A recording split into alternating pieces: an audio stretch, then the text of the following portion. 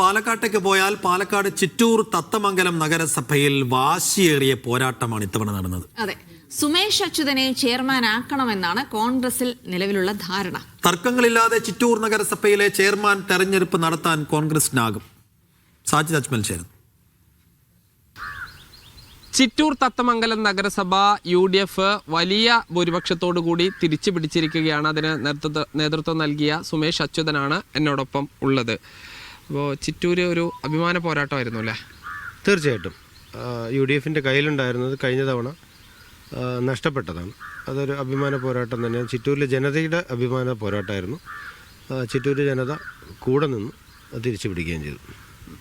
ഇപ്പോൾ പല നഗരസഭകളിലും UDFന് ലഭിച്ചു കഴിഞ്ഞാൽ, കോൺഗ്രസിന് ലഭിച്ചു കഴിഞ്ഞാൽ അവിടെ ഈ ചെയർമാൻ സ്ഥാനാർത്ഥിയെ ചൊല്ലി പല ഈ ചർച്ചകളും തർക്കങ്ങളൊക്കെ ഉണ്ടാവും. ചിറ്റൂര് സുമേഷ് അച്യുതൻ എന്ന ഒരു പേരിനൊപ്പം മറ്റൊരു പേര് ഉയർന്നു കേൾക്കുന്നത് പോലുമില്ല. അപ്പോൾ എന്തായാലും നിയുക്ത ചെയർമാനാണ്. അല്ല, അത് പാർട്ടി തീരുമാനിക്കേണ്ടതാണ്. പാർട്ടിയും പാർലമെൻ്ററി പാർട്ടിയും കൂടെ കൂടിയിട്ട് തീരുമാനിക്കേണ്ടതാണ്. അത് ഞങ്ങൾ കൂടിയിട്ടില്ല. കൂടിയിട്ടതിന് ശേഷം തീരുമാനിക്കും.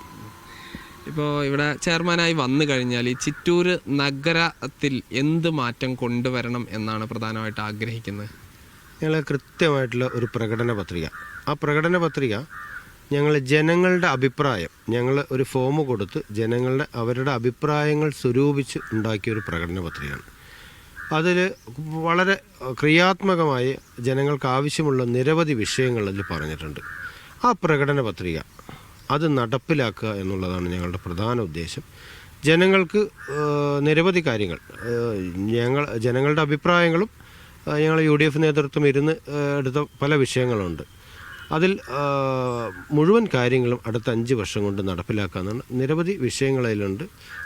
ആരോഗ്യപരമായി ആരോഗ്യം, വിദ്യാഭ്യാസം, കർഷകരുടെ വിഷയങ്ങൾ, യുവജനങ്ങളുടെ വിഷയങ്ങൾ, ഏറ്റവും പ്രധാനപ്പെട്ട യുവജനങ്ങളുടെ വിഷയം. നമ്മുടെ ജനാധിപത്യ പ്രക്രിയയിൽ ഇപ്പോൾ യുവജനങ്ങൾക്ക് താല്പര്യമില്ലാതെ മാറി നിൽക്കുകയാണ്. രാഷ്ട്രീയ പാർട്ടികൾ ഏതും ആയിക്കോട്ടെ, പക്ഷേ രാഷ്ട്രീയം താല്പര്യമില്ലാതെ അരാഷ്ട്രീയവാദത്തിലേക്ക് ചെറുപ്പക്കാർ പോവുകയാണ്. അത് നമ്മുടെ രാജ്യത്തിന്, നമ്മുടെ നാടിന് ഭാവിയിൽ ആപത്താണ്.